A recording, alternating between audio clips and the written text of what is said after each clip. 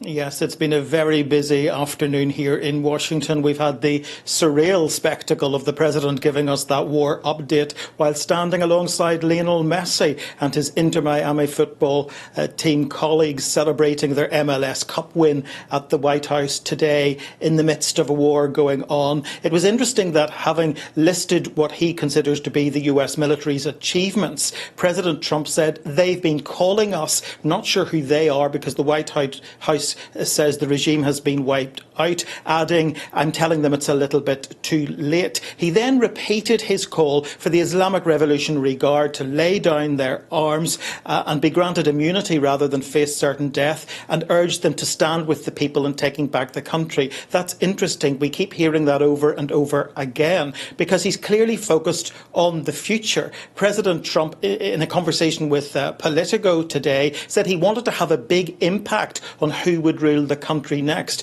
He said without that there would be no solution and they would have to do this all over again. And then in a later conversation with Axios, he said he had to be involved. He didn't consider Ayatollah Khamenei's son to be an acceptable successor because he didn't believe that would bring peace. And then compared the situation in Iran with the situation in Venezuela, said he had effectively chosen a new leader there in Delcy Rodriguez. Well, of course, Delcy Rodriguez was President Maduro's deputy. She's basically now doing Donald Trump's bidding. And at the end of the day, Venezuela and Iran are two very different places dealing with very different situations.